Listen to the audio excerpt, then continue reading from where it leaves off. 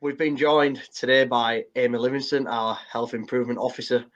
She looks after our health programmes and is here to give you a few health and tips and some good guidance around how to stay active and stay healthy at home during this period when you might be stuck inside and just looking to keep yourself in good shape both physically and mentally. So Amy, first of all, why is it important for people during this period whilst they're at home, to keep active and stay on the move and also maintain a healthy lifestyle and diet? I think it's really important for people to maintain a healthy lifestyle through good nutrition, through regular physical activity at a time like this. Not only will it help us physically to feel better, physical activity to our heart, lungs, muscles, joints, but it'll also provide some great mental health benefits as well.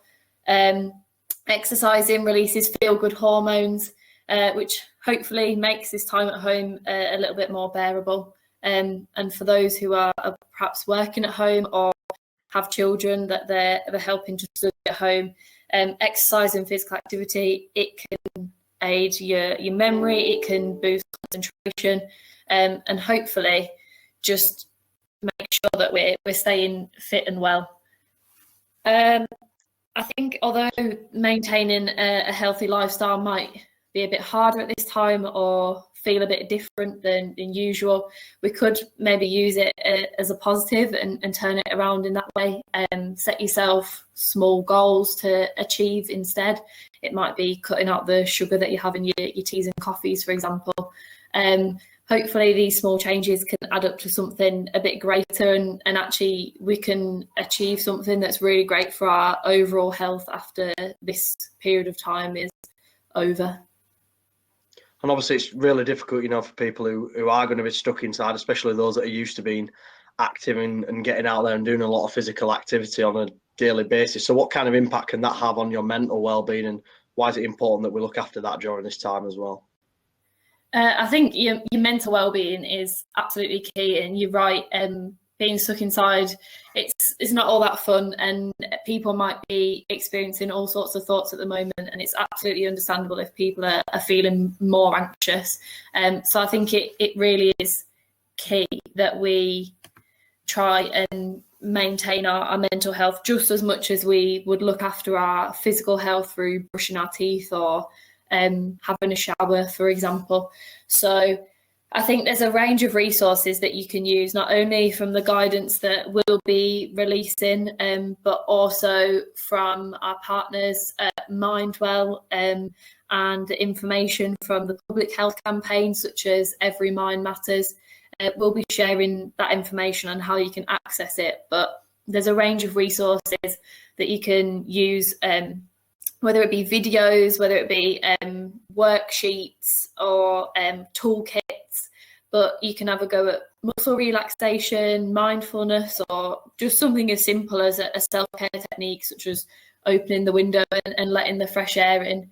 And I think it's also important to remember that at a time like this, it's really key that we all stick together and help each other as much as we can. We might not be able to see people as we did previously, but remember we can still call and we can still video call, and there's a lot of people who really would appreciate at a time like this, when perhaps they're isolated at home on their own, to have someone just call them and check in. We can still keep that social contact that's so key for our mental well-being as well. So obviously we've done a lot of signposting through our own social media channels, the kind of resources that we'd like people to use. Where would you say is the best place for people to go to get advice on both, the physical well-being and the mental well-being as well? Yeah, well, I think as a foundation, hopefully, we want to ensure that you're receiving the most current, accurate guidance that's up to date. So we're hopefully going to be sharing on our social media this guidance that you can follow. So each day I suggest that you look at our social media and our website for the tips and stuff that we're receiving from our partner organisations. And I suppose there's a lot of information at the moment, but there's a lot of good information that we want you to access. So there's stuff from organisations like Change for Life, One New Leeds City Council, Mindwell, that includes a range of mental health and physical activity advice that is really, really good resources to be accessing at this time. So watch our social media space, and hopefully you'll see these resources shared on there. And obviously you yourself work with a lot of elderly and vulnerable people through our health programs. You know, we obviously have a great relationship with the participants that we have on those programs. So what ways have you been trying to support them, you know, differently to just through social media channels?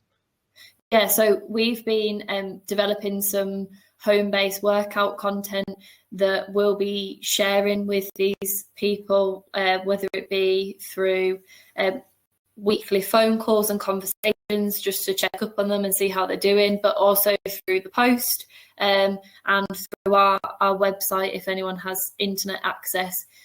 Just some like simple plans of chair-based exercise or a home-based circuit using your furniture in your living room. Any ways that we can hopefully engage people. You might have seen some home-based workouts already that are around, and hopefully we're creating some content that is a bit more accessible to a whole range of people. It might be a long time that people are having to spend at home, so we're going to try and keep updating this content and make sure that you're staying active for that whole period.